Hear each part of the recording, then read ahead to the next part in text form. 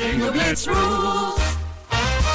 If your bingo has ads in it, That's not a bingo. if it doesn't have the coolest tournaments, mini-games, and the most breathtaking design, Nope, not a bingo. if your bingo moment makes you feel so excited that you just want to burst in joy and scream out loud, bingo! Sorry, so you're playing... Bingo Blitz? Now that's a bingo. Go for a world of excitement with Bingo Blitz, the #1 free bingo game. Download Bingo Blitz and play for free. Now that's a bingo. This episode is brought to you by Skinny Pop Popcorn. Perfectly popped, endlessly delicious. Oh, so light and crunchy. Skinny Pop Original Popcorn is the snack you've been searching for. Made with just 3 simple ingredients: popcorn kernels, sunflower oil, and salt. Snacking never felt or tasted so good. Perfectly popped, endlessly delicious. Give yourself permission to snack and pick up Skinny Pop Original Popcorn today.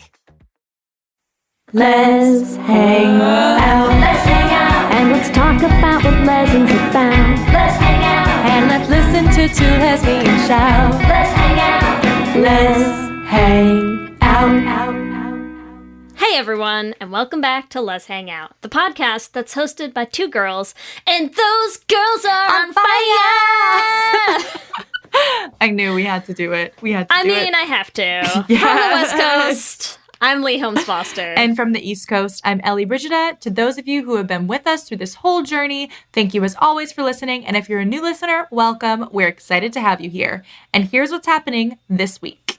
This week in the Lesdom. This week in the Lesdom is somewhere that we touch base every episode and talk about things going on in our lives, in the greater Les universe, or, with the podcast or other things. Just gay things. Anything gay. Here we are. Anything gay. Anything in the And we Lesdom. want to start with podcast stuff, which is queer events, live events that we have coming up. They're all virtual still, but we are having them and they are rolling. So starting with May 23rd, we are going to be doing a live Should Have Been Gay episode for Queer and Teen Con. And May 28th, speaking of queer media, we're going to be hosting the L Word and Generation Q Trivia, 6:30 p.m. Eastern Standard Time and 6 p.m. Pacific Standard Time. 2 different events because we want to get to as many of you as we can. So come hang out. In the greater Les universe, we also want to shout out Workin' Mom Season 4 is now up. If you are not all caught up, it is a great Canadian show featuring one lesbian mom and also some of our favorites like Danny fucking Kine from our favorite show in the world, Wynonna Earp. Also, I think Kat Burrell is going to be back in the show in Season 4. I think she was out Season 3 because she had so much going on with Wynonna Earp. So, it's a great show. It's fun, especially if you have kids. It's a lot of it's a lot of fun. It is shenanigans. It's hilarious even if you don't have kids. I watched it with my mom. We were both dying. It's so fun. It's good. It's a good, clean fun. It really is. We'd also like to shout out another web series. It's called Carly and Alex by Katie Shannon, who is one of our good friends from Wicked Queer, the Boston Film Festival. She's also a filmmaker, and she's made this series, Carly and Alex. Their latest episode is called Lost and Found. It is also quite hilarious. So if you're looking for a new web series, definitely check out Carly and Alex. Finally, this is important, serious news. This Wednesday, May 20th, is the season finale of our favorite new show, Motherland Fort Salem. So I know there's a lot of fans out there. The show itself, as of us recording this, is still up in the air whether it's going to be renewed or not. So get to watching, get to tweeting. Freaking show. Hashtag Renew Motherland because we need our gay witches back. I will be so upset if I don't get another season. This is what I'm living for right now, people. Yeah. Renew Motherland. This is serious for us. So yeah, get to watching, get those numbers up, get that buzz going. That's what's happening this week. Back to you, Ellie and Lee. Thanks, Ellie and Lee. And welcome everyone to Season 3, Episode 16, our next installment of Lez-ssentials. I'm so excited just even hearing you say that already. Oh, I feel like it's been no time since our last Lez-ssentials. Right? But I'm I'm always excited to get back into them. The time just flies. Here we are. It does fly. And Lez-ssentials, if you're new to the podcast, is a recurring segment where we dive into classic, actually gay movies or shows. A little different for us. A little different than just imagining a gay world the way we like to. So we are going to be diving into some real deep queer film.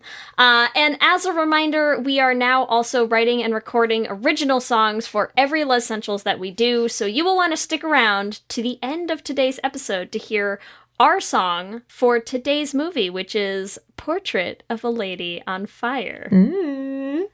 And what's the song called, Lee? The song is called Desire. Love it.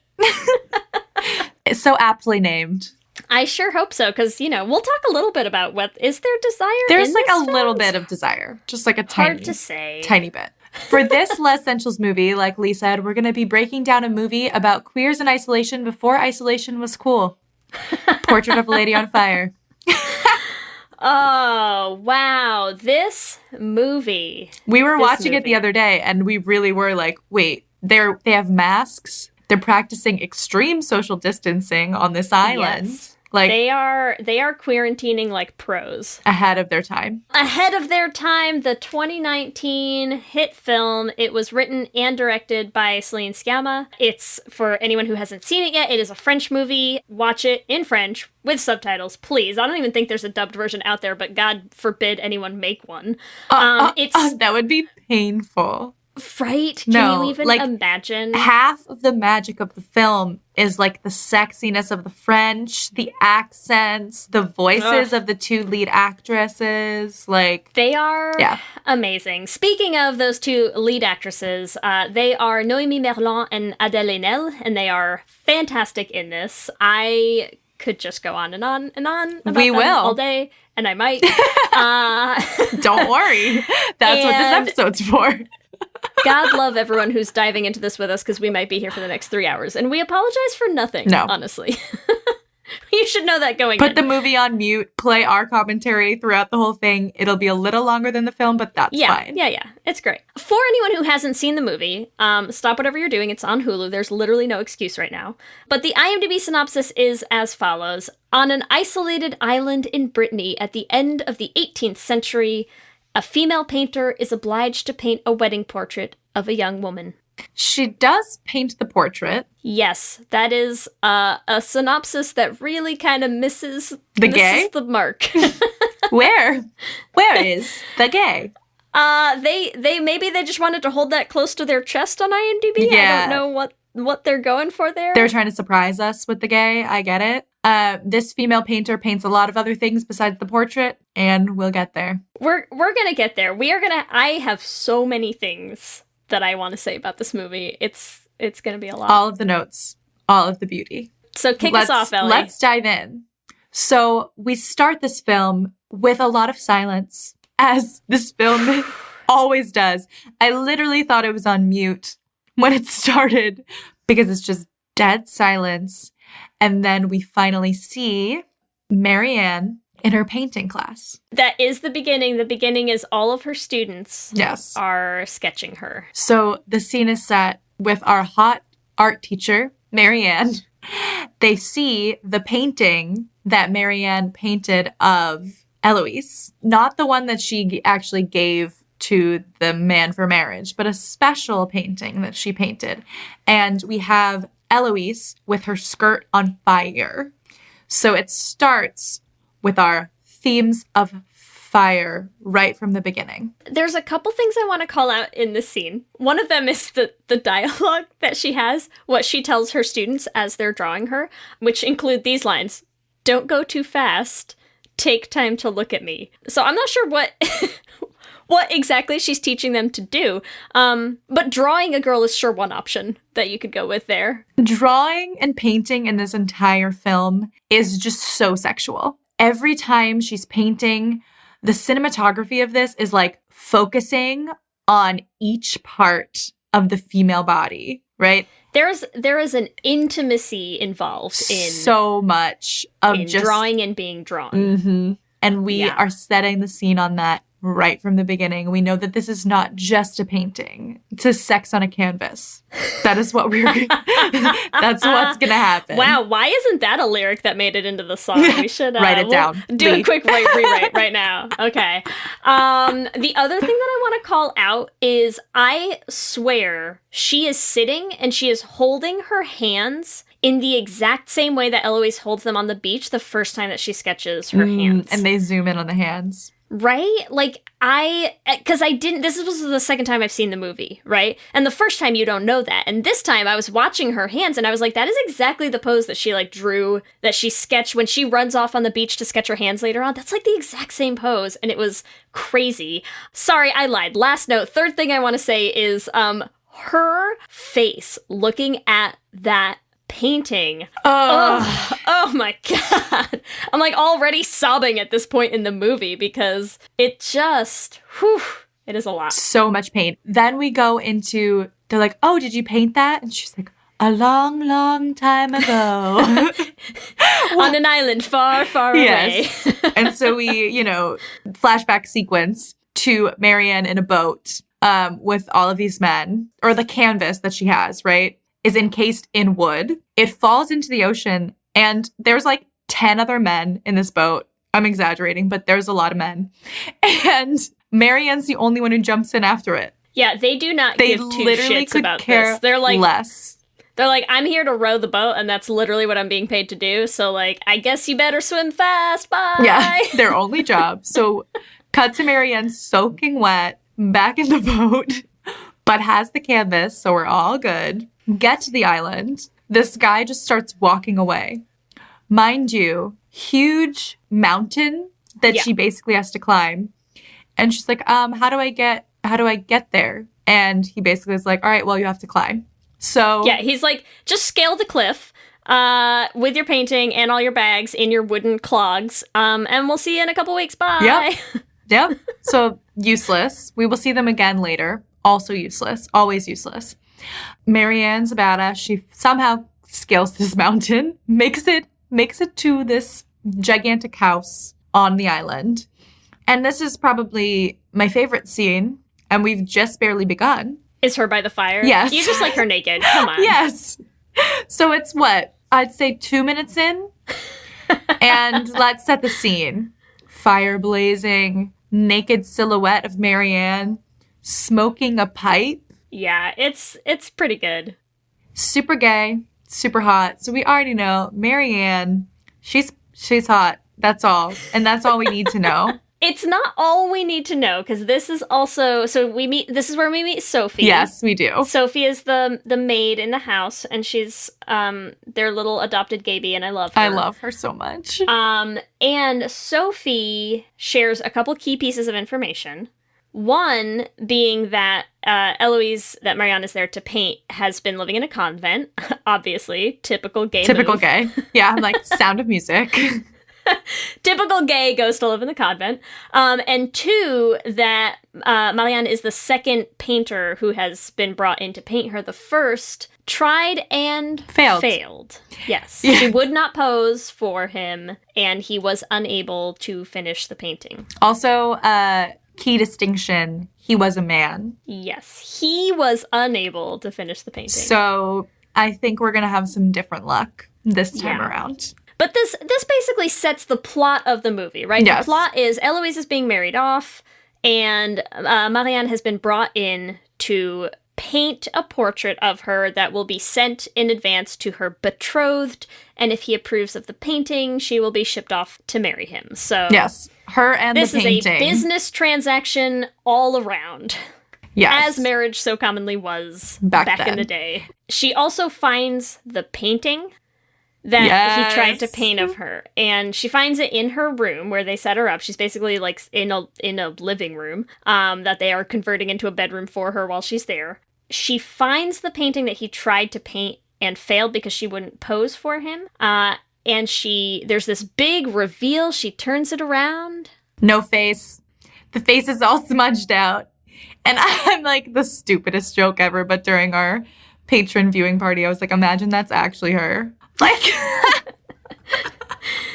just no face on that girl. He actually did complete the painting. This is exactly what she looks like. This is yes, yes. But there's something that I think is, I love this that he did the whole thing and just couldn't paint her face because what I really like, we talked about this already a little bit. We're like 5 minutes in and we're already like, the deep themes of this movie are. But that's what this is going to be. But this is what this is going to be. And I think that a huge one that we just touched on already, this idea of how intimate it is to paint someone and how intimate it is to be painted, is I think there's one of the biggest themes to me in this movie is the concept of being seen, right? Like, who really sees you and who do you let see you? And this, I think, is like the very first stark thing of that like he couldn't see Eloise. She did not allow him to see her. Yes. Right? And without that, like you can't finish the painting. You can't do it. So there's something really important there about Marianne turning that painting around and not even getting any hints as to what she's going to be looking at. Who is she going to be looking at, right? He didn't see her, so she doesn't know anything going in. Yes. And that's, I love that moment where she like turns it around and it's, I also love too, like, in terms of the male gaze, like he draws the full body. He has no issues drawing a woman's body. To see her, you have to see her face. And I love, we'll get to it, but like the amount of detail that it takes for Marianne to like look at every part of her and see every part of her and then replicate it. It's beautiful. We also learned that Eloise's sister, who was supposed to be married before, killed herself. Yeah, I mean, they never come straight out and say it, but like everyone is basically talking around it. She talks to Sophie, and Sophie is like, why do you think she did it to herself? She jumped. Basically, she jumped off a cliff. And she said she didn't hear her cry out. So intense. Ostensibly, that's the reasoning for why they brought Marianne to the island, is she's there to be a companion, to chaperone, basically, Eloise on her walks. And make sure that she doesn't do anything rash before she gets married off. And the first thing that Eloise decides to do is start running. What I love about this scene, so first of all, the running, but same thing, this is the first time that Marianne has ever seen Eloise, and you see the hood, right? You see the hood from behind. Yeah, she's coming down the stairs. Eloise is standing there, back to her already. Hood up, nothing. Like, not going to show herself. Nothing away. So you see the hood. And then the hood starts to fall off. And you just see the hair. And in the way that they show one part of the body at a time, you get to focus on it. So now you see through Marianne's eyes, like, this beautiful blonde hair. All right, so we know this is a beautiful blonde woman, right? And she runs. And all you see is her hair while she's running. And then when she hits the end of the cliff, she turns around. The absolute feeling of, number one, relief that she did not jump. But number two, just like the breath that you can feel of, number one, everyone watching. Like, we all are like, oh, she's hot. And then, but also Marianne and her perception, like the first thing she sees when she turns around is like the eyes, right? I know, she's hot. Oh, God. No, I love it because it's like, this is Eloise right out the gate. She's just like, I want to get a girl breathing hard and then like hit her with a thirst trap. Yes. Like, right away. Yes. She's like, I want, because she's running after her, like chasing her from the first day that we see them together. So it sets up this dynamic, right, of like Eloise running and Marianne like trying to learn as much as she can about her, right? So it's like this like pull towards her. This line too, where Eloise says, I've dreamt of that for years. Marianne asks, of dying? And she says, no, of running. How beautiful. And because there's so much silence in this film, every single piece of dialogue is... You could write an essay on it. Is so meaningful. In this TED Talk, I will. Yeah. Well, that's basically what we're doing. But it's so beautiful. And I just love, like, this really sets up the whole concept of her just staring at Eloise to remember what she looks like. And at the beginning, you're like, oh, maybe it's for the painting. But the more she stares at her, the more you see, like, the recognition of beauty like you said, the seeing her. And the more she sees her, the more in love she falls. And we all get wrapped up in that from the perspective of Marianne, just because like the cinematography of it. There's that also I love, because this is that very first scene. So she runs after her and they get to the cliffs, and then there's this scene of them standing there, and it's shot dead on profile of them, right? So they're standing both in profile, and Marianne is blocking Eloise's face with her face. So you only see her face until every time that she turns to look at her, and then you get to see Eloise's face, and then she turns back to look away, and you only see one of them again. And there's something that I love, because it's a style of shot that they really only do here early on, where they're like overlaying on top of each other, right? And you get the impression that it's like you don't see them separately yet because they're not seeing each other yet. You know, like she doesn't know Eloise yet. And it's like she's looking at Eloise, but what she's seeing still, I think, is a lot of like herself and her job here and her goal and her, you know, she's seeing that. And then as they start to learn more about each other and see each other better, like then you're going to start getting, you know, the distance between them so that they can look at each other. And it's just, yeah, this movie, it's a lot. It is so much. I'm like, we're like 20 minutes in and we have covered maybe 5 minutes of the film. We have so many pages of notes so left. much. Well, because everything is so perfectly meaningful. I'm going to skip a little bit.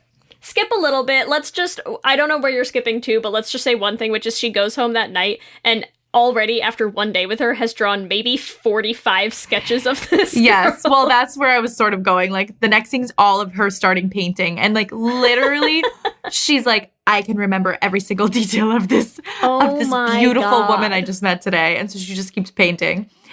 But then we get to the mask scene. And we cannot ignore this scene because it's freaking amazing.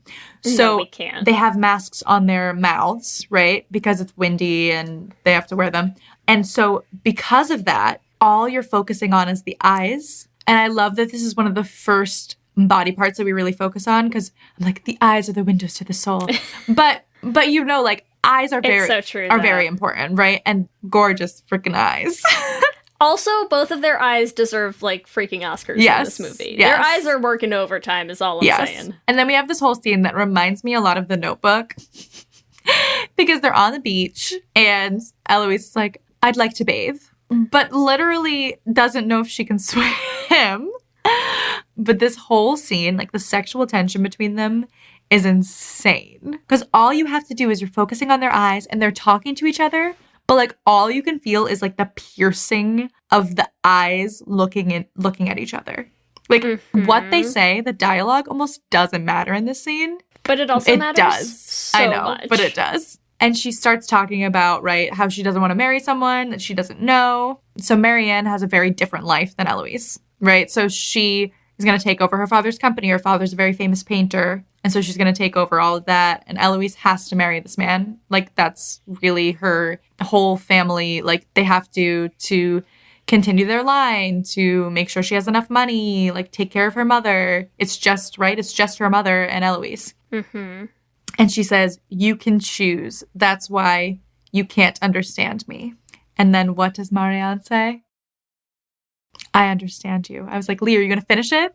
Oh, I'm sorry. I thought you wanted to say it. No, I wanted you to say it.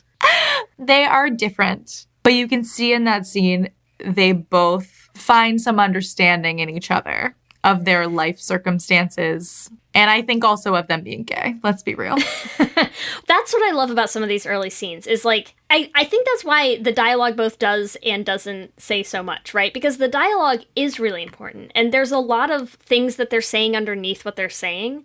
And then there's the whole conversation that they're having with their eyes. Yes. And they're very different conversations. They're very different conversations. Yes. They are like having this, you know, kind of like hidden conversation about dreams and desires and restrictions and freedoms with their words. And then they're like undressing each other with their eyes. Yeah. So, well, but it also... So there's those two things happening, you know? So I'm like separate but also together. Because it is like, okay, if they were completely free, they know exactly what they'd be doing. This is like early femme flagging. They would be together. They're basically sitting there being like, I would love to try swimming sometime. I don't know if I can swim. Have you ever gone swimming? Could you teach me how to swim? Do you know how to swim? Yeah. Have you ever swam with other women before? I don't know if I could swim. I haven't tried it yet, but I'd love to. Yeah, but it feels like something I might like. Feels like my thing. Yeah. Yeah, so that's what they're doing in this scene, and it's great, and I love it. Okay, I love it. Good. I love it. Good. From this scene, we get a conversation with the mother, which is a pivotal character. I just find this funny. This is a drinking game rule. I feel like the mother's always flirting with Marianne. Like, is it just me? She's kind of a little bit, She's right? like a little bit flirty, I can't tell if she's flirting or if she's just like so lonely. I think it's a combination. She's like a straight woman who's so bored. She's like, somebody else is here. Like, please flirt with me. Please talk to me. Like, please make me laugh. So they have this whole conversation where Marianne makes her laugh. And she's like, I haven't laughed in ages. Like, what a beautiful moment. Well, and it's also, I love, like, she has this line where she says, like, you need two people to be funny. Like, you can't make jokes and, like, have a funny conversation with yourself. What if you're having a conversation with two people on microphones, not in the same place? Does that count? I think we're still two to be funny? Yeah. We're just two very funny people, okay? I love it. Okay, so we have the whole conversation with the mother. And I think this is actually really interesting, too, with the mother, because you see, obviously, like, the mother wants to go to Milan more than Eloise, right? She's like, when I'm in Milan, I'll get to do all the things that I can't do here. Well, and also she'll be home, you know? I mean, I think that's the thing that you can tell is, like, she probably also married young herself, got shipped out to this island in the middle of the fucking ocean with nobody there. And I'm assuming, I mean, the husband must have died, right? You don't ever really find out. But it seems like she is now all alone in this big old creaky house with a daughter who killed herself and another daughter who's gay. Right. The lesbian, and then there's no one else around. And yeah, I mean, I think she wants to go home. She wants to be around people and her people. And like, you know, it's... You have to understand it. I sympathize with the mother. Like, obviously, she's not trying to marry her daughter off to be cruel. It's very much like this is the way the world works, you know? And I think Eloise understands that as well. Yeah. This is how things go. These are the choices that we have, and these are the decisions that are made for us, and that's just how it is. So it's nice that they make the mother a person that you understand and that you don't really dislike in any way. It's hard to dislike her. It's hard to hold these choices against her. Like, this is the situation she was put in, and this is the situation that her daughter will now be put in order to continue the cycle of life back then for women, you know? Like, it was not a great time. They'll make it work.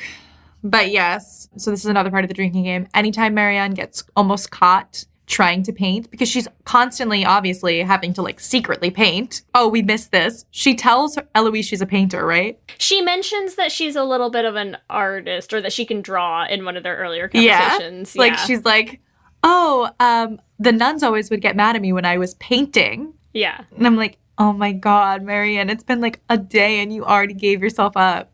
So she's not good at keeping the secret. She's dressed in Eloise's dress. She's painting herself in the green dress. I just, Jesus.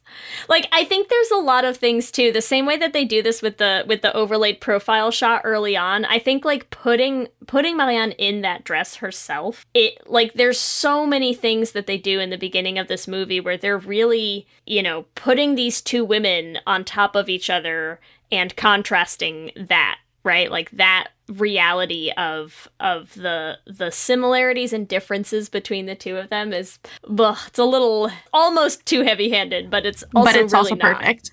Yeah. Well, and it's also is the fact that Eloise said before, like, Marianne has a choice. She chooses to put herself into Eloise's dress, but also does she because it's a job. So there's like there's a lot of nuance there. Well, and she says that in this scene. So after Eloise comes in and she, like, strips out of the dress real quick and is like, nothing. No, I wasn't doing anything. Wasn't doing anything. They're smoking their pipe together. Buh. I know, we could the pipe. also have a TED Talk on that pipe. But she has this one line in that scene, too, when they're talking about, Eloise going to Milan and marrying whoever she's going to marry. And she says, you'll be free. Yes. Right? And, like, that sentence, how she says it, what it means in her mind, how Eloise hears it, what it means to her, like, bah. Yeah, it's completely different. Throughout the film, also, Marianne is trying to convince Eloise, like, your life might be good, actually. Like, you can hear music. You love music, right? And oh my God. This is the most amazing scene. Of course, Lee and I, who are musical fanatics, like, of course, this is an amazing scene, but the use of music in this film is very pointed and just so well done. So there are so many similarities to The Notebook. I'm not kidding. You've seen, this is our Notebook, except it doesn't have as happy. A million times better. Yes, but better. But, like, the scene where Allie's playing the piano in the old house. Noah's like, play the piano for me. I watched that movie too many times. But so she's like, you love music. And she's like, describe it to me. Like, how do you describe music, right? And here's the thing, too, because it's another scene. There are so many times. Well, I love this because there's so many times in the beginning where Eloise says things and Marianne is surprised. And she's like, you've never... blah, blah, blah. You've never gone done swimming. This? Yeah. You've never heard an orchestra. You've never, And so this is another one. I love it because it casts her as sort of like the older, wiser lesbian of the two, more cultured, more traveled, more learned. But Eloise is 100% going to be the top in their relationship later on. So that cracks me up. God, the trying to describe what an orchestral piece of music sounds like. Yeah. I am dead. And then so she decides to sit down and play, and she plays Vivaldi's. The one that she's playing is Summer, but it's part of the Four Seasons. So, like, spring is like the dun dun dun dun dun dun dun dun dun dun. And then so she starts playing Summer. But as she's playing it, she's also explaining, like, the story of the music. And this is very important because it's like, okay, so it starts calm, and then the storm comes, and the insects start freaking out, right? Right? And of course, this is like such a metaphor for their relationship, right? There's like the oncoming storm that we're about to witness. And Eloise sits right next to her on the piano. That's the part too where I'm like, this girl knows what she's doing. Eloise is the one who almost pursues Marianne more. She sits on the piano and she's playing and she's like looking at her. And it's their eyes. The way Eloise looks at her. Over each other. Oh my God. Some of these early scenes where you can tell they're like desperately trying to feel out whether the other one is interested or not. The way that they look at each other, how much, like they're looking at each other's mouths and eyes and they're swallowing all the time. And it is a lot. It is a lot. It is a lot. The eye contact is so much. I know that Adele, who plays Eloise, is gay in real life. I'm pretty sure Noemi isn't. And we have seen movies with straight actresses playing gay characters who have, like, explicit, like, you are full on, like, making out, like, sex scenes that are less convincing than these two just looking at each other. That is the most insane thing about this film, because we haven't gotten there, but, like, they don't consummate the relationship until, like, over an hour in. Yeah. Right? But to be honest, like, the gay shit starts at 5 minutes. The way that they look at each other is gay. We will be making all of these slow burn jokes about this movie that you could dream of, okay? That's it. This is the ultimate slow burn. Slow burn Ultimate. of a lady on fire. And, like, what freaking, like, this is literal lesbian porn. Like, lesbian porn is people staring at each other for an hour. And swallowing and being very, very and playing piano next to each other. Yeah. Yeah. And talking about about their emotions and their desires. Like, so gay. I also love in this scene, too, this is, I feel like, a moment where Marianne is like, the cultured one, blah, blah, blah. But she's playing the piano, and Eloise is next to her, and the heat that she feels, at a certain point, she cannot remember the rest of this symphony that she probably has played so many times. She's like, I don't remember the rest. I'm so flustered. Yeah, she's so flustered she cannot finish it. Vivaldi and that symphony will come back later. So keep that in mind, listeners. And she's flustered a lot around Eloise. Because can we just, I don't know what you have as the next scene you wanted to talk about, but can we just talk real quick about the scene in the kitchen where Eloise comes back from having gone to mass? Yes. And Marianne is hiding her hand because it's covered in paint. She's like hiding her hand behind her back. But also Eloise comes back, and I just want to talk about that one line where she's like, I did, like feel that freedom in the solitude and the music that we talked about, but then she also says, but I also missed you. And it's like, ugh! I know. She just goes straight for the jugular. She really did. We had a patron viewing party of this, and one of our listeners from France sat in, and I thought this was really interesting. You could probably speak to it betterly, but do you know what the line is in French? Yeah, vous voulez sortir avec moi demain. Beautiful. So at least I think that's what she says. Something like that. It's definitely, the key point is sortir avec moi, which is like, will you go out with me tomorrow? But it is also very much how you ask someone to like go on a date. Go out with you in French. In the English subtitles, it's like, oh, come on a walk with me. But we were told, like, this is Eloise, like, really putting herself out there. I missed you. Come on a date with me tomorrow. I missed you. Go out with me, please. Yeah. I missed you. Please be my girlfriend.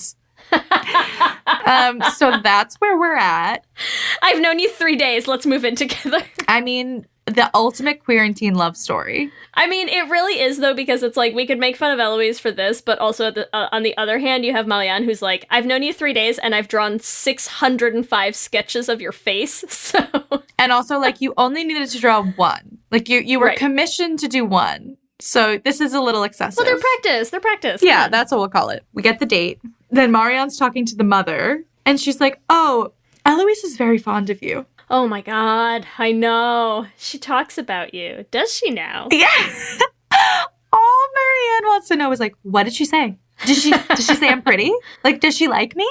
Oh my God. Also, she does like a typical like gay martyr of, I want to show her the painting first and I want to tell her the truth myself. I know, she's like, I'm in love with her now, so I can't keep lying. Well, I can't keep lying, but it's also like, again, I feel like it comes back to this idea of like, she wants, and I think she needs Eloise to see her for who she really is in this situation. And she wants to be the one to show herself in there. You know, like, she doesn't want someone else to tell Eloise who she is. She wants to be able to have Eloise see her what she was there for. I know.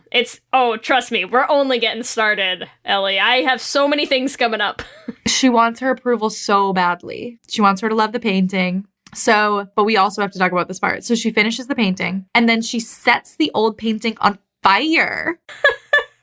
This is one of my favorite parts of the movie. The old painting, the unfinished no-face painting that the previous painter had tried to do. She's like looking at it in the moonlight. She's examining it with a candle, getting all up in the details of it, and then just straight up lights that shit on fire. And she is like, fuck the male gaze, burn the patriarchy. Yeah, she is, and I'm all for it. Burn it. I love it. So much. Burn that painting to the freaking ground. Burn it. So she burns the old painting, burns the old Eloise, because she only wants the world to see her Eloise, her beautiful Eloise. So we go to the beach. This is the big moment where she has to reveal herself as a painter.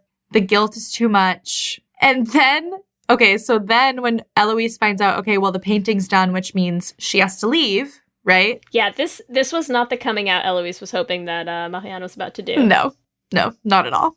But this prompts Eloise to jump into the ocean. Dramatic gay move. Goes swimming. strips the fuck down She's like, oh, you to want to jump in the ocean. Are you sure you want to leave? Because Yeah. look at this. And so, okay, so we need to take a slight detour here because here's the thing. We were watching this scene, and this scene to me immediately flashed me back to something that I had read in 2010, okay? So this is what I want 10 gay years ago. 10 gay years ago, I read a Skins recap by Heather Hogan. Classic. Yes. I mean, and those stick with you, you know? Yeah. So yes, I dug back through After Ellen recaps of Skins to find this one section. And the episode in Skins, it has to do with an episode where the characters are at a beach or a lake or something, and they're on like a float and they're jumping into the lake from this float. And in her recap of that episode, Heather Hogan had a description of it that has literally come to mind many, many times throughout my life, and that's why it immediately came to mind here. I want to talk about Heather Hogan's description of something that I think is very important. And she says, there are about a dozen character actions that are just full-on orgasmic for literature professors and students of narrative deconstruction. One of those things is when a character gets soaked in water. It can be a lake, or a bathtub, or a stream, or an ocean, but when a character goes for full submersion, assuming they don't drown, you can go ahead and call that a baptism, a new birth. And she says, if you're going to apply the baptism symbolism to Effie or Naomi in that episode, and which I would like to apply to Eloise in this movie, here's the idea. A character who purposefully submerges herself in water wants to be made new again. It's willful submission. Damn. Let's just take a second. Let's digest that. Because I think that is very important in this scene, right? That Marianne comes to Eloise to reveal herself, to show who she really is in this situation, to open the door to being really seen. And Eloise's immediate reaction is a willful submission to baptizing herself and being reborn and opening herself up to a new chapter of her life. Damn. So there's that. That is so valid. Like a rebirth into gayness, but like a rebirth into an honest relationship. Before she was into Marianne, now she's like, okay, so I really know who you are and I still want to be with you. So let's do this. I'm jumping into the ocean for you. That is intense. You're welcome. Thank you, Heather Hogan. And thank you, Lee, for searching for that. She's literally searched for maybe 15 minutes before we started recording this episode. So glad we got that.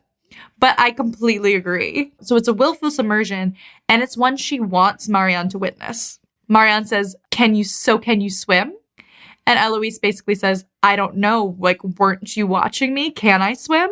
Were you watching? Did you see me? Did you see me strip down and jump in that water for you? Did you see me? Did you see me? Did you see my body? Did I look good on the beach? Can you paint me? Yeah. Paint me like one of your French girls? She is a French girl. Oh, we'll get there. And then she also says, this line kills me. So that explains all of your looks. No, honey. Those looks were not about the painting. It's like she's taunting her now. Yes. You know? Like, she's putting it out there to, like, deliberately, because this scene and the next scene, that is 100% what she is doing. Now she's, like, teasing her. Right? Yeah. She's like, so that's why you were looking at me. And then the next scene is when she first shows her the painting. And that's, like, her first reaction is to just look at it and go, that's how you see me? I know. She hates it. Ugh. She hates it. Ugh, I know. Biting. I didn't know you were an art critic. And then she says, I didn't know you were a painter. I cannot. Savage. Their dialogue in this scene is savage. So intense. Oh my God. I love what you're talking about with like seeing her, right? Because she says, this is how you see me. Like, I would have thought how you saw me would be with more life, would feel more alive. And they have that whole discussion about, like, you know, Marianne is trying to justify, like, well, there are certain, you know, rules and there are the right ways to paint things. And, you know, this being alive, that feeling of life is like a fleeting thing, and it's hard to capture in a painting, and they're having this whole back and forth with like well, some feelings are deep, you know, and you're just like, oh my God, ladies, keep your pants on. They can't. They will not for much longer.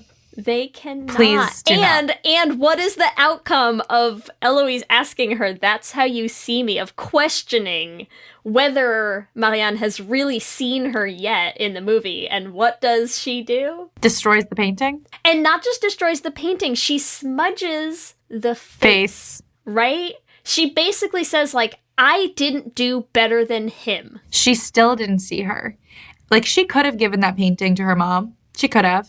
But she's like, no, I want to see you. And I want to see now more it's a of you. Challenge. And now I am going to show you exactly who you are on this painting. She's gonna rise to the occasion. It is a challenge, but I'm also like, okay, you also want to see her for longer. Like, she finally basically just asked you out on a date. And you're like, oh, well, I didn't do a good job on this painting. So, like, maybe I should just... Oops. Yeah, oops. Maybe I should stay a little longer. Clearly, she wants to stay longer for many different reasons. Well, and how convenient, because now Mama Contessa is going to go off on a trip and leave them unsupervised. House party. Let's get lit. On fire. And by lit, what we mean is, oh, poor Sophie. It's a bonding experience for them, but it's it's not the like happy party we expect. So Sophie has missed her period for 3 months in a row. Clearly, she is pregnant. And they band together to help Sophie end her pregnancy. Yeah, in what I'm going to call the worst old school plan B of starting with just run suicides on the beach until you literally die. Yeah. Looks fun. Painful. They go back into the kitchen and they make this whole like concoction for her. Yeah, there's like a tea, some sort of tea that they're doing, like a... So the backdrop of this is not positive, but this conversation... Ugh, God, this conversation. Also the gayest conversation ever. So I love this. gay. She asked her if she's ever known love. We find this out later, but this is where Eloise says that she first wanted to kiss Marianne. And I'm like, girl, don't lie. The first time you wanted to kiss her was like 5 minutes into this film.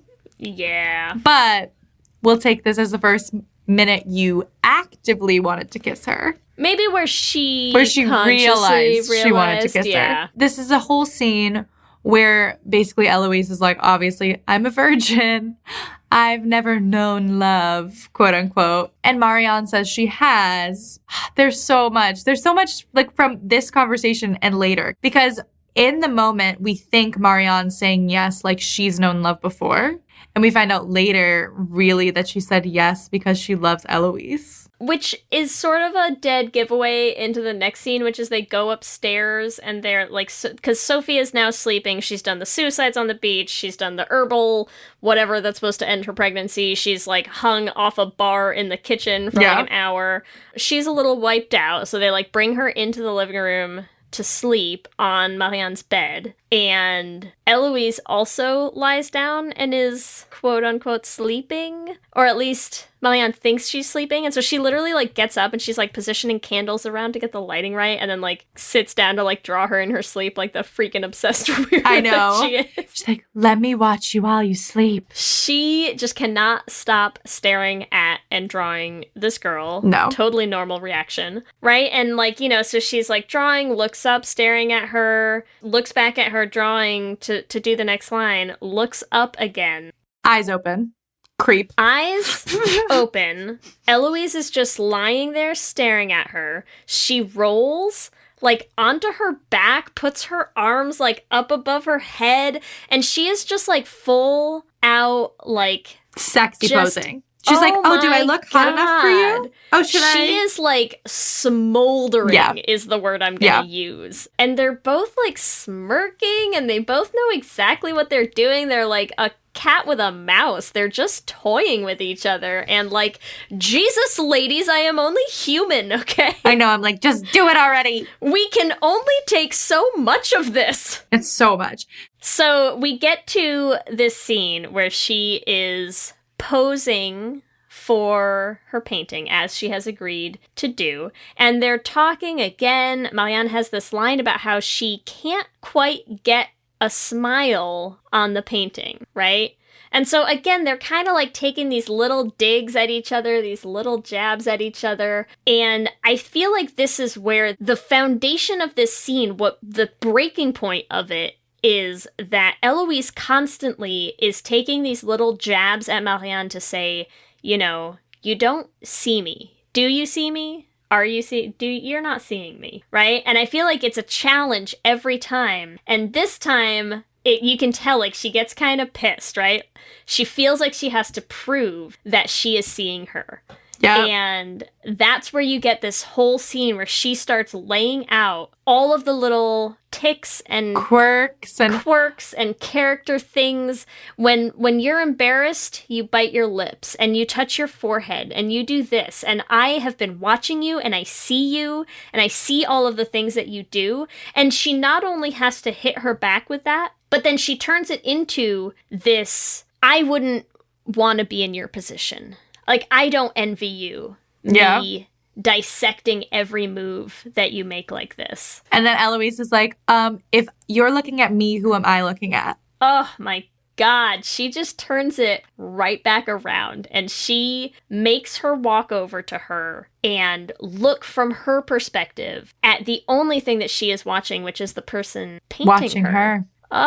It's just crazy. And like, she rips her apart. She's like, well, you do this. And, you know, when you're flustered, like, you breathe through your mouth. And, like, I am watching you just as closely, you know? It's like everything that you are dishing out, I can just dish it right back. And I love it because this is also, like, another scene where Eloise is like, I am the top here. Thank you very much. Yeah, she's like, you think you're in control, but I've always been in control of this situation. Mm-hmm. And you can tell, like, I don't think that Marianne has ever thought of it that way. Yeah, she thinks she's the only one who's watching. And it's like, girl, she can see you staring at every single thing that you do.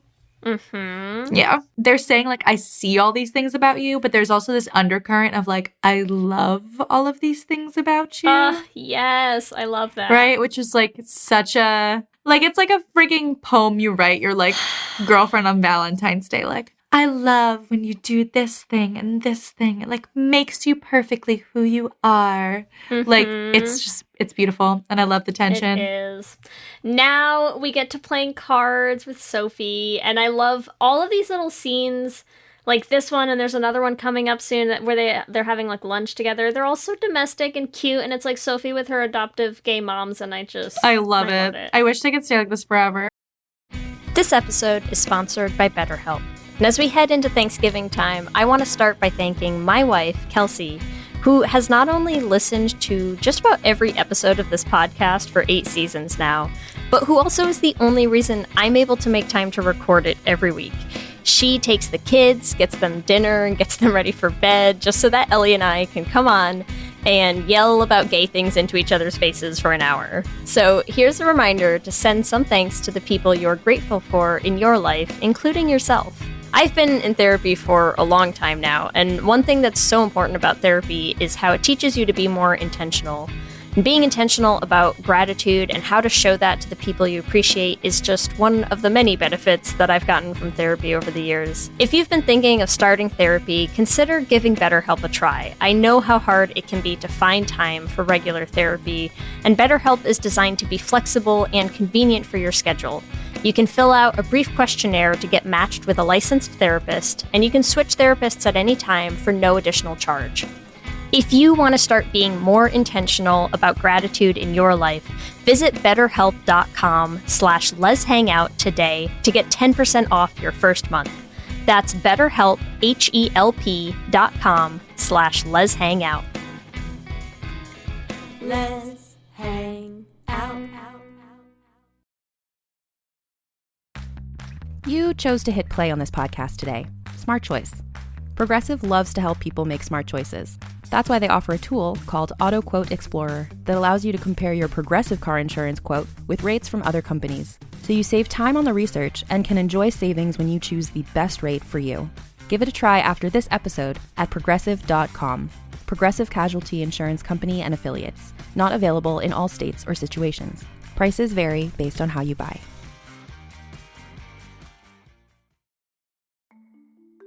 For many businesses, the holiday season can be both an exciting and stressful time. With so many balls in the air, one thing you definitely want to know you can rely on is how you're selling your products. And with Shopify, you can rest easy knowing it's the home of the #1 checkout on the planet. Nobody does selling better than Shopify, and when it comes to successful brands like Aloe, Allbirds, or Skims, an often overlooked secret is all the things that go on behind the scenes that make selling, and for shoppers, buying, simple. For millions of businesses, if you take a peek behind that curtain, you'll see that Shopify is what makes it all possible. Shop Pay boosts conversions up to 50%, so that's more happy customers and way more sales going. It's true all the time, but especially this time of year, your commerce platform better be ready to sell wherever your customers are scrolling or strolling, on the web, in your store, in their feed, and everywhere in between. Businesses that sell more sell on Shopify. Upgrade your business and get the same checkout we use for Realm merch with Shopify. Sign up for your $1 per month trial period at shopify.com/realm, all lowercase. Go to shopify.com/realm to upgrade your selling today. Shopify.com/realm.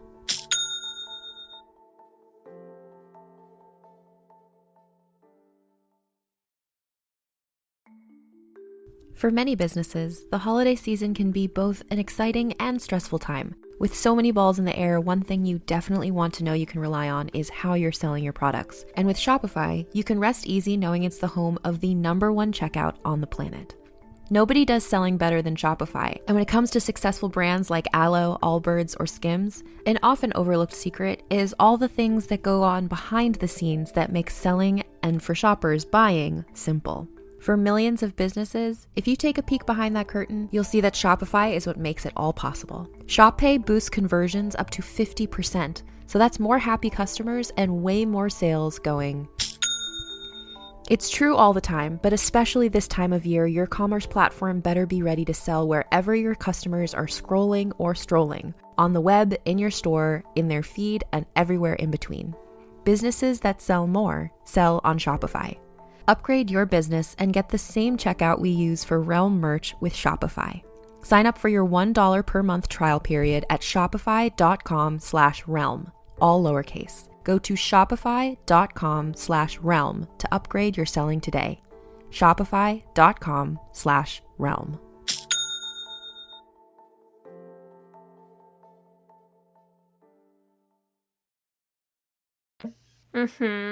The playing cards is cute, and they're all laughing, and they're all having fun. The next scene that she's painting her in, where she has the scarf around her neck, and she's like, uncover your throat. No more. And like, I feel like everything with them is like, no, a little more. Turn towards me. More. Turn your chest towards me. A little more. Yeah, more chest, thanks. It's so much sexual tension, and they have yet to kiss. They have not yet kissed. They're having this whole conversation. Eloise is like, do you paint nudes? And Marianne's like, yeah, but only women. Yeah, she's like, you want me to be nude? She's like, should I get naked right now? Is that where this is going? Or of course, only women. In the painting scene, when she's like, oh, like, you paint nude models, like, what do you tell them? She just starts saying, you pose well, you're pretty. And then it's like dead silence. And she's like, yeah, that's what I tell everyone, right? But clearly, this is like her daring to say, like, you're beautiful. They are too much with each other. It's so much. It's so much. Okay, now the book reading. So this is what I'm going to call like an early watch party. Oh my God. 18th century watch party is 18th century Eloise, read party. Yeah, read party. Eloise is reading out loud for the three of them the story of Orpheus and Eurydice. And I love this scene. Again, a critical theme of this movie, which is the choices that we make, and especially the choices that we make when they relate to love and loss. And so they're reading the story, and the story is, of course, that Eurydice dies. She's in the underworld. Orpheus fights his way to the underworld to save her, and the fates make a deal with him, which is she can follow him out of the underworld and back to the world of the living, as long as he does not ever turn around to look at her. And they walk and they walk and they walk and they get to the very edge of freedom and their salvation, and he has to turn around and look. and Eurydice is ripped away from him. And I love a couple things about this scene. One is how fucking mad Sophie is. Sophie is like, why would he turn around? Like, and then Mariana and Eloise are both arguing like different points of why he would turn around, because also they're both talking about love and like their love for each other. Mm-hmm. And Sophie's like, I don't understand. And they're both like, we get it and you don't. Oh my God. Sophie is like, they literally told him not to turn around and he turned around and like men are trash. Yep. Could he have no self-control? I love it so much. Also, yeah, like no self-control, which is really funny given that she is currently trying to like actively have an abortion. And I feel like she's projecting a little bit of whatever dude she is pissed at for getting her pregnant right now. Yeah. I love it. But I also think there's a lot of interesting dialogue between Eloise and Marianne here, which is, do you make the choice? I think Marianne is the one who says it, where she says he makes the poet's choice, not the lover's choice, right? And so there's this decision making about like, do you choose the pain that comes with the memory or not, that I think is going to be important for us to come back to later. Well, yeah, she specifically says, like, choose the memory of her or the real her. Like, is the memory of them almost better? Is almost what she's saying. Like, is it better to just, like, keep this beautiful thing, as a poetic memory? Or to actually have her. I'm going to say my thoughts on this in a few minutes when we get to another important scene. Next up, we have field trip time. So they go out to, meet some people for Sophie. I think they go to, like, meet the older woman who's going to, like, do her whole abortion later and everything. But this is an important scene for two reasons. One, surprise a cappella circle. Oh my God. This scene literally took me out. I was like, what is happening? Oh my God. I love it. I'm sorry, we have to just talk about this a cappella scene. So you were in an a cappella group in college? I was not. You were not? No. So you only did it after college? Oh, that is so interesting. Wait, what a weird thing that I just found out like 10 years after knowing you. Okay, in your a cappella group after college, did you ever do, we would call it drunk cappella. Did you ever do that? Do you know what I'm talking about? I don't know. You'd have to tell me what that so was. This reminds me of drunk cappella. So we would have like these concerts, right? Where we'd have like groups from other colleges come and hang out with us. And we'd do a real show, right? Then we'd have an after party and we'd all hang out and drink. And there would be like a bunch of people there. And then halfway through, we'd be like, drunk cappella in 10 minutes, like get to the quad. So we'd like all go in to like the main area of the party and we would start singing. And like whoever was there just had to listen to us. And we called it drunk cappella because we always were like wasted when we do it. And it felt, that's what you think these ladies are doing? Yeah, like it felt like it was like spontaneous, but it was clearly like planned. Oh my God. It's like a cappella flash mob. Yes, we'd like whisper to each other, like, meet here at this time and start singing. And like that's what this feels like to me. Like one of the people was like drunk cappella 15 minutes and then they're like, Fugare non posso. And they're like, oh shit, drunk cappella. And they all start like joining this like weird a cappella circle. And that's what I felt like it's like. And that weird a cappella circle is singing some very pointed lyrics to our two leading ladies in this movie. As Ellie was just saying for us, non possum fugare, which I think translate basically as like, I can't run away. Like, I can't fly away. I can't. I think fugare is to flee. I think is like, yeah. So they're basically just saying over and over and over again, like, I can't escape. And of course, it's all women. This whole scene, like the whole freaking movie, basically, is all women. They cannot escape. Yeah. They cannot get away from what life has in store for them. You have Eloise and Marianne standing on opposite sides of a giant bonfire from each other, just staring with the eyes and the stairs, and the whoo. Well, and there's so many meanings to it. It's like they can't escape their love for each other. They can't escape this island. Like she can't escape the marriage. I also think it's so interesting. I was teaching a guitar lesson to Lee's father today. And he brought this up to me. He was like, did you notice that in Portrait of a Lady on Fire? So I just love that Lee's father also is obsessed with this film. and needed to give me the Latin translation, which... Of course, yeah. You do. I felt like I was talking to Lee again earlier today. It was great. This is also an important scene. Well, yeah. This is also an important scene because this is the scene that was painted in the opening scene. The painting that the student had put out that day is this scene. So they're standing around this bonfire, and Eloise, while staring so pointedly at Marianne, does not notice that her dress literally catches on fire. And it takes, a whole troop of women to, tackle her to the ground and, stop, drop, and roll her so that she's no longer in flames. Yeah. She literally would have let herself just go up in fire. Oh, yeah. Just keep staring at Marianne. She would have been like, what? Don't feel a thing. Yep. Nothing. Literally nothing. So that's how hot those stairs are. They set a girl on fire, okay? That's what we're saying here. Again, not a subtle movie with its messages. No. Quite on after the field trip, though, so literally we have the baptism, we have the fire, and now, finally, they have this scene. They're walking on the beach. Eloise has gone ahead of Marianne, and she is, catch me if you can. Hide and seek. Nestled. Oh, my God. She's, in this kind of little cavern down on the water where they're hidden away, tucked in a corner where no one can see them. They're walking down to the beach and they're kind of secretly intertwining their fingers on their way down the stairs to the beach, to this scene where they finally just cannot resist. And what I love about this is there's not even any hesitation. Neither one of them has to be do you want... Well, if they hesitated after freaking 5 days of eye fucking, I would be so mad.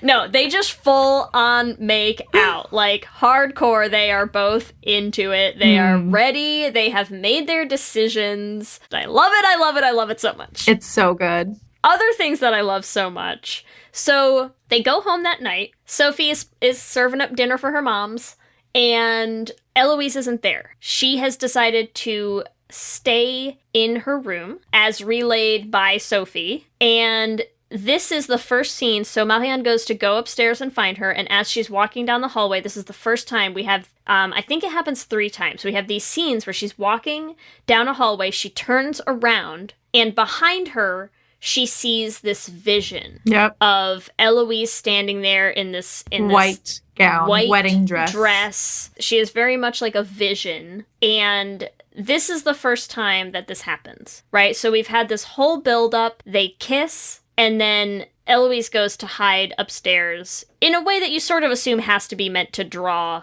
Marianne upstairs to her, right? And so this is where I think we get into this idea of what choice do you make? Because this is, I think, the point where Marianne knows she has a choice. And I think the choice that she has to make right now is, do I choose to have these memories knowing the pain that she's going to have to live with for the rest of her life with having this? Yeah. This is basically the, is it better to have loved and lost than to never have loved? Yes. This is that point for her. Is she gonna turn around and walk away from this? Or is she going to turn around, look this straight in the face, and just barrel through regardless of the cost, right? Clearly, regardless of the cost. Let's do this. I think she makes what I would call both the poet's choice and the lover's choice in this case, right? Where she is you know what? Fuck it. I want this. It is gonna hurt, but it is gonna be going for it, worth it. And so she goes up to find Eloise, waiting for her in her room. And Eloise in this scene, I have a very important question, which is, what fucking books do you have in that convent, girl? Where are you learning this shit? Yep. Holy crap. Is this girl's first time? I'm listen. Now that we think of it, she was in a convent with a lot of other women. Is she just playing with her? She's I've never done anything. The way she's immediately behind her, she's running her fingers over her throat, and you're just damn, ooh, it is steamy in here already. And you're just getting started. Hot damn, Eloise, breaking out the moves. Is this where she says, do all lovers feel like they've invented something? Mm-hmm. That line. She's got the bedroom talk down. I know the motions, but they all feel new. It's so perfect. This is what I'm saying. Like, what has she been reading? Exactly. Like, what motions do you know, girl? Right? I'm like, there's no internet back then. You're not Googling that shit. What motions are you aware of? She's not shy. She is a straight up top. I mean, like, out She's the gate. not shy. No. There's so many amazing lines in the scene, too, right? She also says, "You dreamt of me?" And she says, "No, I thought of you." It's even worse then. Which is so much better, right? Because dreaming implies that it's subconscious. Out of your control. Out of your control, yes. But to think of someone is active. She chose to think of her. God, it's so good. So my thing with these scenes is, love that they kissed, love that they everything, but I do have a bone to pick with this film, which is that we don't get enough sex. So they make out, and then it immediately flashes to the next day. And I was like, okay, maybe the first time. We will see as we go on. We never get full-on sex scene. Like, we don't see any of the physical acts of sex. Well, we see like we see them naked. We see them naked, and we see the armpit thing, which is like, if you're trying to tell me that is not a stand-in for her fingering her, you're all right. wrong. Yes, we see her like going in and out of her like tight armpit. But like, we see that tight armpit. Tight armpit. And yeah, we can imagine, but they give us nothing. And I understand, because I've read a bunch of things that said they're trying to take the gayness away from the male gaze, right? They don't want to play into that. But I'm also like, who do you think is watching this film? Queer women who want to see queer sex on screen. Because like, it really feels like it's like, okay, girls kiss, they get naked, they cuddle in bed, they wake up the next morning, and they play with each other's armpit hair. And like, that's what we do.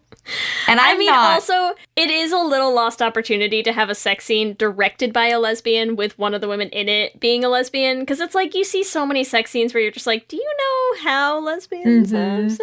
And it doesn't need to be like a 10-minute sex scene. No. But like, to skip over it completely just like leaves me wanting. I get it. That's all. Let's take a little hop, skip, and a jump over to Sophie's sad but also really beautiful storyline. Yes, very well done. I love the way they handle Sophie's story here. So they both take Sophie, of course, as any dutiful two gay moms would, accompany their adopted daughter to go see the old crone who's gonna do her abortion by reaching up inside of her crotch and massaging the baby out of her, which looks horrifying. And they lay her on this bed, and there's this little baby next to her, and she's playing with the little baby, and they're taking the baby out of it, and it is just... The juxtaposition of her holding the baby's hand while a baby is being taken out of her. I would love to know if anyone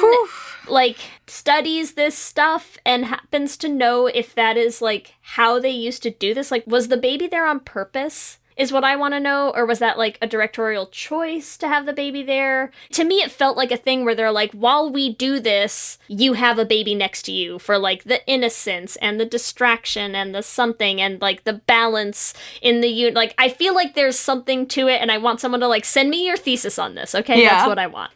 I think that'd be really interesting. To me, I felt like it was just a directorial choice. Like, probably the woman who is performing these services, like, has her own, ton of kids. Has her own kids. But it's also like, it's a period of time where can't you totally see it being like, well, for reasons, it will only work if there's a baby next to you and there's a chicken that has to be in the east corner of the house and the sun has to be at this angle, right? Like, I feel like there could be a lot of things, you know, like wives' tales, like reasons that you ways that you do things. So I don't know. Someone send us any information that you have on this, because I am dying to read it. But then what I love about this, so they go back that night. And again, they have Sophie in bed with them because they're so cute and doting parents, and I love them. I know. So they have Sophie in bed, and they're taking care of her, and they decide, and mostly Eloise decides, kind of, she like takes charge of this, where she's like, can you stand up to Sophie? And she decides to go down, lay the mattress on the ground, lay Sophie down on the mattress on the floor, position them around the fire so that the lighting is good, and then she is basically setting up a pose. She's setting up something for Marianne to draw for them. And what she wants her to draw is that scene. She wants to recreate the positions of the women doing the abortion so that Marianne can draw it. And I love this because you know what it reminded me of is if you just saw Little Women. Yeah. That whole discussion that they have about like women's lives and women's stories and like, is it important to write the stories? Does it make them important? Like Jo has this line where she's like, writing doesn't confer importance, it reflects it, right? Yes. That I feel like you have these three women who are acknowledging and recognizing that like, this is an experience that women have that is important, that is beautiful and horrible at the same time, that needs to be captured, basically, right? Like somebody has to capture that this happens and preserve it. And I love that. Like, it's such a beautiful thing because, you know, obviously we're approaching this movie so much from the perspective of here are historical queer women. Yes. But there's an awful lot of this movie that hinges also just on the fact that these are women. Yeah. This was women's lives back then. It didn't matter that they were queer. Yeah. It didn't matter. It would have been the same story if Marianne had been, anyone else. Man, I mean, if Eloise fell in love with, like, a poor man. Right. It wouldn't have mattered. Like, she could not have had that love any more than she can have this love. I mean, obviously, there's more barriers. There's a lot more. Sure. Yeah. Of course, we like it more this way. But. Right.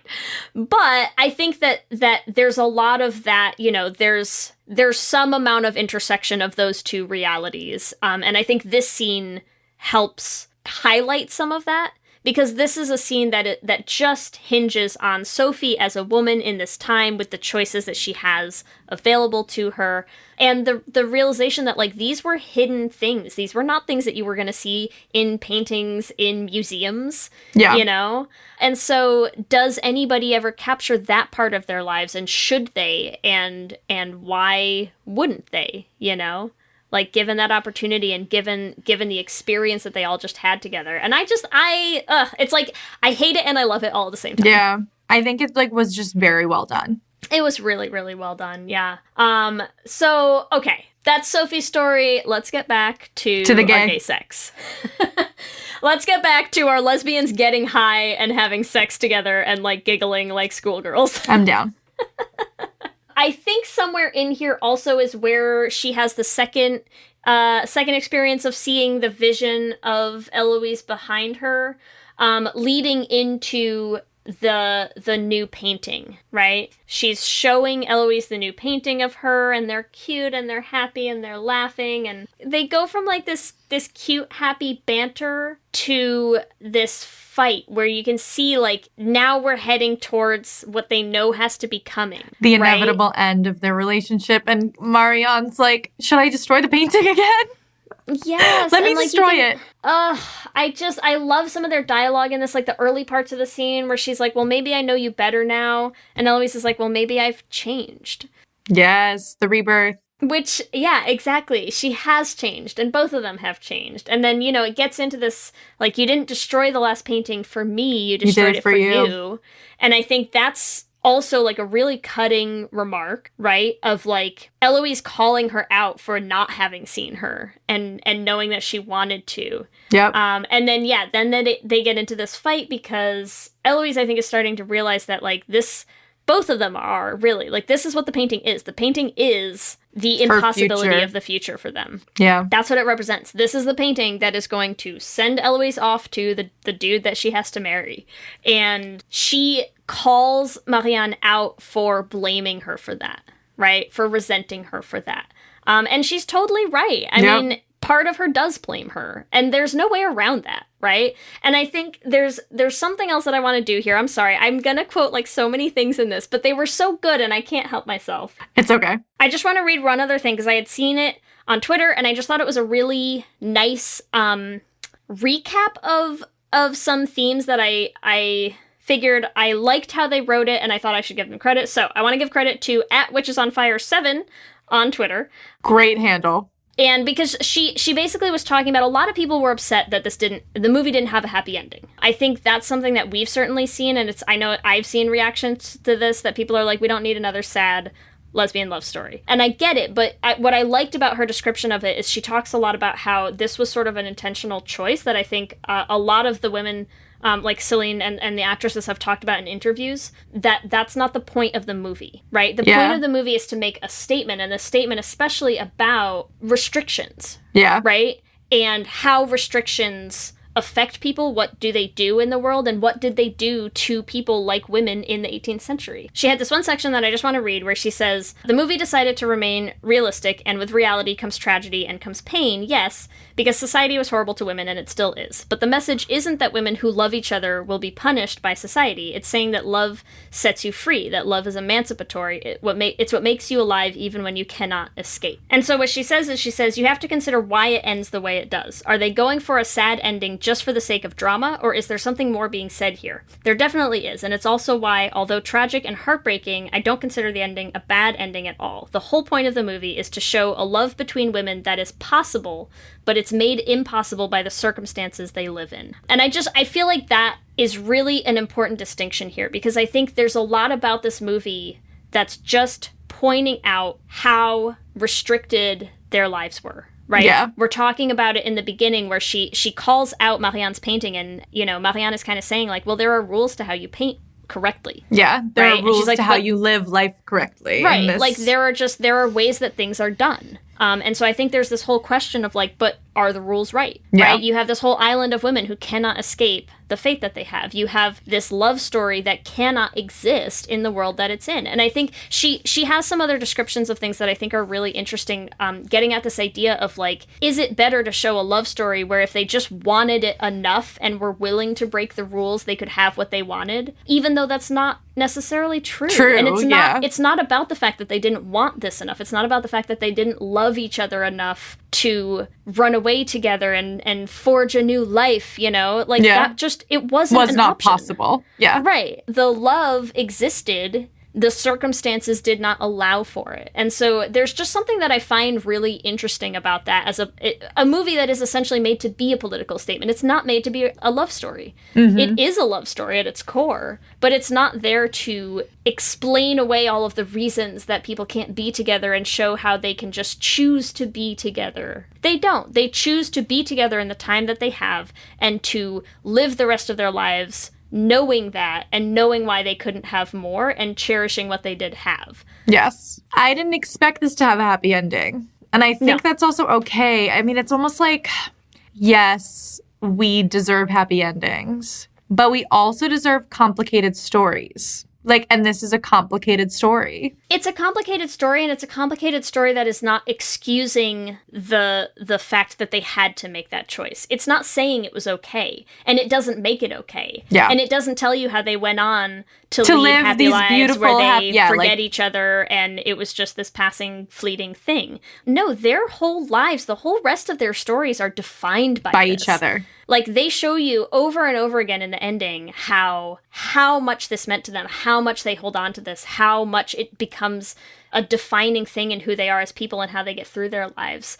It's kind of, you have to call it into focus to show how wrong that was. Yes. Right? And how else can you do that? So show us a gay-ass love story. It is depressing, but it doesn't make it a bad ending, you know? And I do think that's important. So anyways, they have this fight. It's terrible. They're both crying. They have this scene where she runs up to her at the beach to the hug from behind, and your mother's coming back tomorrow, and it's like their time is up, basically, right? Yeah, they're like, let's not fight on our last night. Let's have sex instead. Yes, sure, which I'm sure they do, even though we don't get to see it again. God damn it. There's this last scene with the painting, too, where she's showing her, right, like, she's just sort of doing these last final touches. And again, this dialogue, right? Eloise asks her, how do we know it's done? And Marianne just goes, at a certain point, we stop. So painful. That one hurts me. Heart-wrenching. That line just kills me, because that's really all it is, right? Like, that's what they're saying. Like, how do you... It's never over. I swear to God, this is The Notebook. It's never over. And it isn't, right? But that's all it is. It's just at a certain point you have to stop. Yes. You just decide. They do not quite yet, because now they are back in bed and she's drawing her. She's drawing kind of like a mini replica of her own painting in a little locket of Eloise for her to keep. And there's these there's like this cute dialogue where Eloise is like, you know, that's who you'll see when you think of me. Like, she's kind of acknowledging, like, I'm gonna fade and I'm gonna be replaced by a memory, and that memory is going to be represented by this drawing, you know, because I will become a shadow in your past. And so I love that you have this idea, not only that Marianne does have the locket, but also that she then continued to paint her from memory. Like constantly. Constantly. Yeah, like you kind of get the feeling that she's like, I didn't want to forget, and so I just kept painting you. Yeah. But then also, you know, Eloise kind of laments the fact that she's not going to have a drawing of Marianne. Thank God. And then she puts this little mirror right in the perfect spot. Just have a little mirror right in between her legs. And that's the closest we'll ever see to Marianne eating her out. Sorry to get a little graphic. It feels like a Janelle Monáe music video up in here. But still. And she paints herself from the mirror. She paints herself naked in the mirror. It is very Titanic. Paint me like one of your French girls. Yes. You know, she's got like the naked lounging pose, and she's drawing herself all cheeky, and it's good. It's good. She draws her on page 28.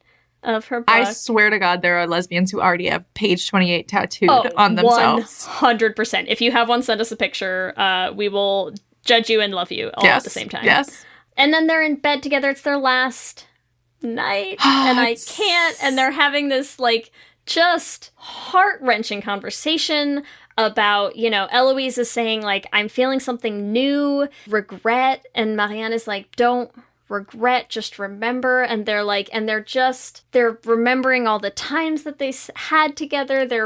This is when they have that conversation about, like, when was the first time that you wanted to kiss me, and that when you asked if I had known love. I just can't. And they're like reliving for each other and making sure that they have all of the memories that they're going to need to be able to live with this. Without each other. And it is a lot. It's heart-wrenching. It is so much. And then they wake up the next morning and Marianne walks downstairs. I love this scene. She walks in the kitchen and there's a dude at the table and she just like literally pivots. Turns around. She's like, gotta go. She's like, a guy, turn the fuck around. And she like runs back upstairs to tell Eloise, like, they're here, your mother's back. I love this also because Eloise immediately just goes and she like steps into her dress and then she has to turn around so that Marianne can like tie up her corset in the back. And I just love how it's like, you know, oh, my future is here, better strap me the fuck into this bullshit. Oh my God. Well, I love too how she tries to get a moment alone with her and she doesn't get any. Well, so she basically, it's just this crushing scene where it's like she walks into the room and it's Eloise being dressed in her wedding dress, which is the white dress that we've seen her in all of these visions, by her mother, right? Her mother's like, I brought you your wedding dress, hooray!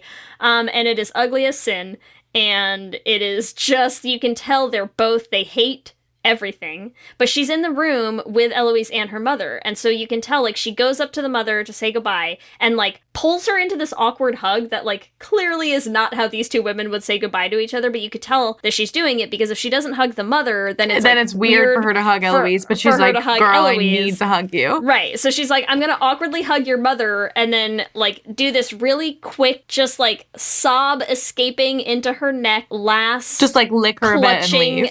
Desperate hug, and then like runs out of the room, and she's trying to run out of the house, and this is where Eloise follows her and yells out at her, turn around. Painful, and it's obviously a callback to Orpheus. It is a callback to the conversation they had with Orpheus, where Eloise was the one who says in that conversation when they're talking about the book, she's like, maybe Eurydice tells him to turn around. Maybe she tells him to look at her and leave her behind. She's the one, yeah. And so that's exactly what she does. She yells after her to turn around and look at her. One last time, and keep that memory, the vision that she kept seeing in the hallway. And it is just, I hate it. I hate it. I so hate it. painful. And but then also we get so these, beautiful. It is, but it's also just like, it's like a sucker punch to the gut. We get these 2 final scenes, one of them at the museum. So, Marianne has continued painting. She has entered one of her paintings under her father's name into a gallery. And it is a painting, go figure, that she painted of Orpheus. Yeah, why would you do that? Right, go figure. And there's this really cute dialogue with the guy who has come up and is looking at her painting and saying how good it is, and she's like, oh, it's mine. And he's like, oh, it's really interesting. It's an interesting take on Orpheus, because usually it's a different scene where it's like, usually, like, you know, she's being sucked back into the underworld. And he's like, no, yeah, but this Right. one looks like they're saying goodbye. They're saying goodbye. And, like, of course, she painted a fucking Orpheus because she's obsessed. Yeah. And she makes her way through the museum. She sees in her little program and has to make her way through to find this painting. And she finds a portrait done of Eloise with her daughter next to her. And she is just taking in this, you know, representation that someone has of Eloise. How did someone else see her? It's very similar to the first painting that she did of her. Yeah, that's the thing. But you look at it and there's no life in it. There's no so life they in didn't it. see her. But there's a little yes. bit of life in it, because apparently during all these many, many hours of posing for this new painter who had to paint her, she decided to hold one book and hold that book open. Page 28, baby. Just cheating the little page number out so that you can see it to page 28. Do you feel like they finished the painting and she was like, I actually have something I need you to do. Could you just write 28 on here? Or if she was I 100% bet she did, right? it was clearly intentional. She was like, this painting, Marianne will see it. So how do I tell her I'm still thinking of her? It's so heart-wrenching. It is a lot. And then we get one final time that she sees her. She goes to a performance, goes to see an orchestra performing The Four Seasons, baby. Vivaldi. And Eloise does not turn around and see her, which also there's this whole juxtaposition of her turning around and Eloise not turning around and seeing her. But she sees Eloise across and ahead of her in theater box seat, watching this performance and watching Eloise experience this music that she clearly is just thinking of Marianne with emotion at remembering their time together and remembering what this piece means. And that last scene, it's perfection. It just destroys the acting, the just straight shot of just the face, single shot, literally single shot, just tears streaming, the journey that she goes on, heaving, it's like she can barely breathe through the whole scene. Ugh. But that's why I have to agree with you if we were talking about earlier, okay, maybe it's not a happy ending, but it's not an ending where they tell you that they forgot about each other. Mm-hmm. It is an ending where their love story is the centerpiece for this entire film. It is never erased. It never goes away, and it is never lost meaning. And I think, maybe happy isn't the word, but it is still, a poignant queer love story. Yeah. Yeah. And then it just ends. And then it just ends. And then with we the all memory. sobbed for 30 minutes, and then, we just watch it again. What a film. What are our general thoughts, Lee? I think I can guess your thoughts. What do you think about this film? Are you a fan? I think it was okay. Yeah. I think watchable. I suffered through it. I'm obsessed with this movie. I want to talk about it endlessly for hours. Which we already did. Just did. I think everybody should watch it. I think it's beautiful. I feel like there's so much, the more and more I watch it, the more things I see, the more layers that I'm just peeling back. And I'm just, I'm obsessed with this movie. It's fine. It's what it is. Agreed. Yeah, I feel like the cinematography is amazing. The acting is incredible.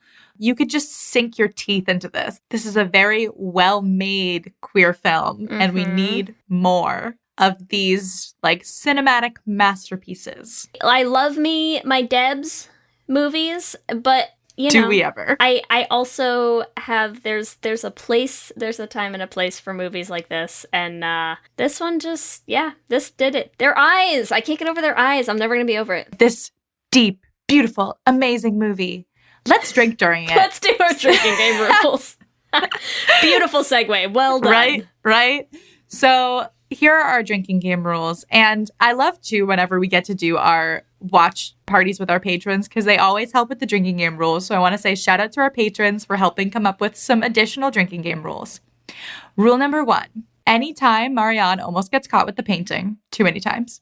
2, paintbrush ASMR. There's plenty of times where that you just hear those bristles. That one's going to get you in this movie. Feels nice and tingly, and you're just going to drink. 3, anytime there's an acapella flash mob, I'll say just drink once for the acapella flash mob. Don't drink through the whole thing. 4, which gets me every time, anytime you see full bush. And that includes armpit bush. So you're welcome for that. Hey, there's a lot going on in this There's movie. a lot going on. Something for everyone. 5, anytime you see fire. Sorry about that one. That one's going to get you. 6, anytime Marianne focuses very specifically on one part of Eloise's body or face. Whew. We are not taking it easy on anyone with these rules, huh? No. 7, anytime Sophie's an awkward third wheel. Plenty of times. And 8, anytime the mother flirts with Marianne. Because we had to have a drinking game rule for the mother because she's fantastic. The Countess. Yes. So please drink responsibly and also live tweet us when you do. Thank you. It's time for our Q and Gay. Let's do this. Does that mean it's time? I'm so ready. Oh, yeah. Q and gay. All right, Lee. Question 1. What is your favorite part of Eloise? A, eyes, B, hands, C, lips, or D, eyebrows? This question is an attack. I have to go with her eyes, though.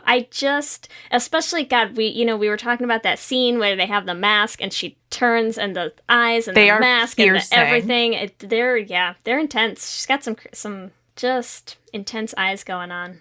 I really love her eyebrows. I added the eyebrows on there. I don't know. She just has very Ellie wrote this question. She has very interesting eyebrows. I'm about them. Question 2, Ellie. Have you ever participated in Drunkapella? A, yes, once. B, no. Or C, every single time I'm drunk. We know the answer to this.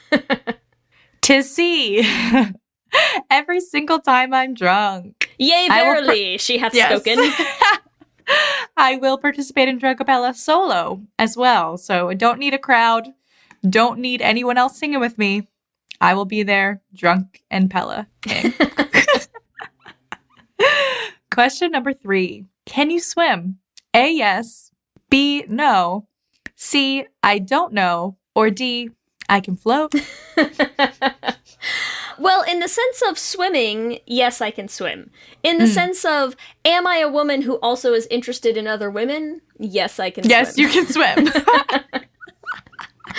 I read you loud and clear, Eloise. I can swim. Question 4. Why do you think Orpheus looked back? A, he has no self-control. B, he made the poet's choice. Or C, she told him to turn around. I think she told him to turn around. I like that interpretation.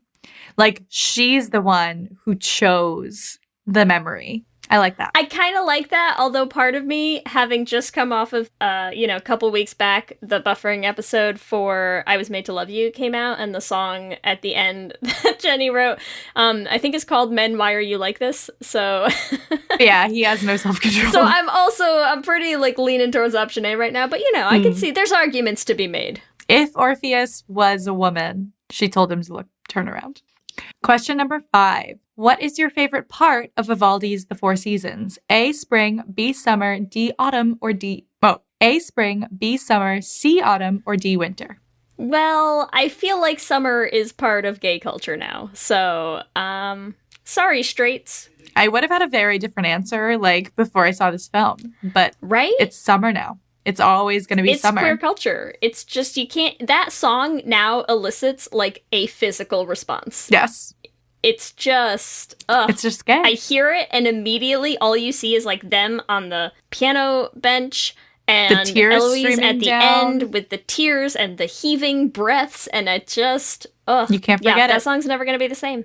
Remember, you can also give us your own answers to this episode's Q&A questions on our Twitter at Let's Hang Out Pod. Let me hear you say hip, hip, hip, hip, hip, well, yeah. We love hearing from all of you. We love continuing to build this community, so we like to take the opportunity every episode to shout out some of the favorite messages that we've gotten from our listeners. And this week, we want to shout out Madeline, who is a new listener who reached out to us because, like so many of our listeners, she's home from college right now in a situation where she has to go back into the closet. And it breaks our hearts. I know there's so many people who are in this situation of being stuck in home situations that are either not accepting, possibly not safe to come out in. And so we just want to say we love all of you. I hate that people are in this situation. We hope that you are able to find ways to be yourselves in community with other queer people, whether it's with the podcast, whether it's on virtual events, whether it's, on social media. We just hope that you're finding ways to still be true to yourself, because that's the most important thing. So hang in there. We're there with you, and we love all of you. You can always be yourself with us. Don't worry. We also want to shout out everyone who came to karaoke. We had a lot of our patrons come and sing again.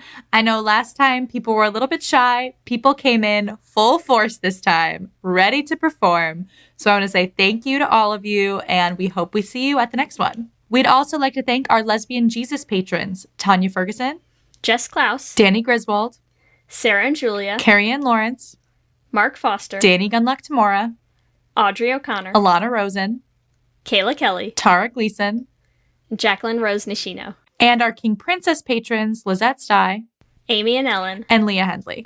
And our sponsorship at patron, Wendy K. Bartlett, reminding you to support arts, local arts, and especially queer artists around you. Remember, you can also find us on all the social medias, Instagram, Facebook, and Twitter at Let's Hang Out Pod. You can email us at letshangoutpod@gmail.com. Or check out our website at letshangoutpod.com. Whatever app you use to listen to podcasts, make sure that you subscribe. That way you'll get new episodes as soon as they go up. We're also posting videos on our YouTube channel, so make sure you subscribe at youtube.com/letshangoutpod to catch them and to watch our video for Desire, the newest single from Let's Hang Out. Our original song based on Portrait of a Lady on Fire. If you want to help support the podcast, there's a couple ways you can do that. The first one is to just go on the Apple Podcasts app, leave us a rating and a review. It helps new people find the podcast. If you want to support us financially and join our Patreon family, you can do that at bit.ly/lespatreon. We would love to hang out with more of you. We've been doing more virtual events for our patrons. You can get a free download of our original song. Keep plugging that song because it's coming up after we sign off at bit.ly/lespatreon. If you want to get some merch, you can check out our TeePublic. We have tees and tanks and totes and stickers and mugs and all sorts of good stuff. You can find it at bit.ly/lezshop.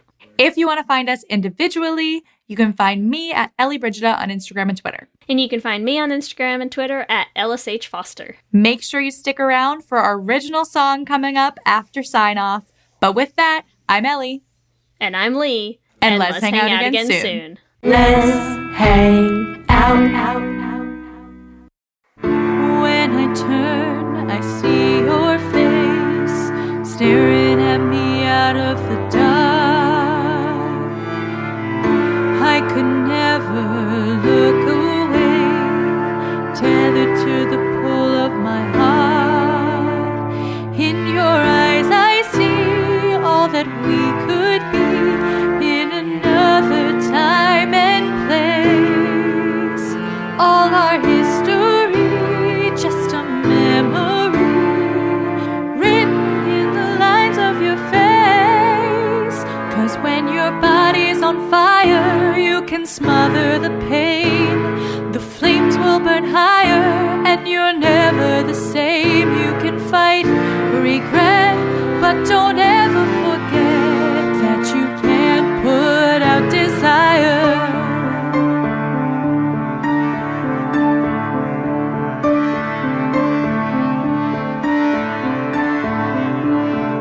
In my dreams I fly away, free to be the person I choose.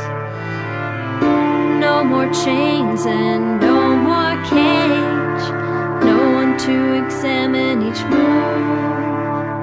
'Cause you're all I see when you look at me, and I'm staring back at you.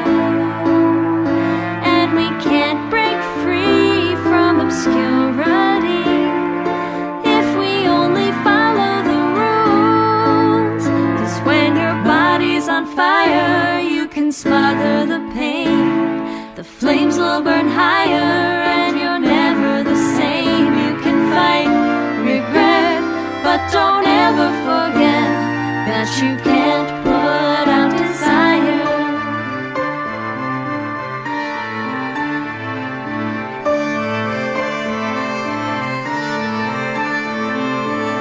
Retourne-toi, regarde-moi, ne m'oublie pas, ne m'oublie pas. Retourne-toi, regarde-moi, ne m'oublie pas, ne m'oublie pas. And now, adieu, I am carried away, encompassed with thick darkness, and stretching my hands out to you in vain, alas, being no longer yours. 'Cause when your body's on fire, you can smother the pain. The flames will burn higher and you're never the same. You can fight regret, but don't ever forget that you can't put out desire.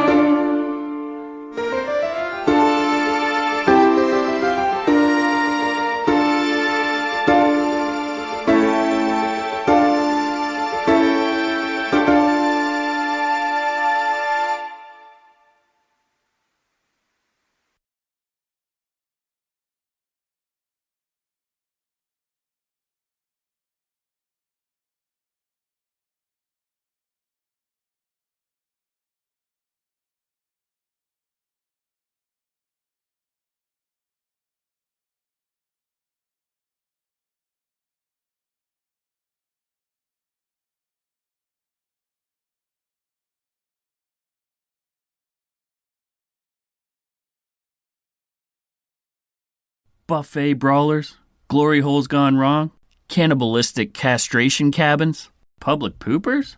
These are just a few of the crazy topics you'll hear covered on Excuse Me, That's Illegal, the pettiest podcast around. Whether you need a break from all that murdery true crime stuff, or just enjoy hearing hilarious stories told in a unique way, I got what you need. I'm Leroy Luna, your fearless host/chauffeur. So come hop in my minivan and let's go for a ride. I promise you probably won't be disappointed. Excuse Me, That's Illegal is available on Apple Podcasts, Spotify, basically everywhere you consume podcasts, with new episodes dropping on the 10th, 20th, and 30th of the month, baby!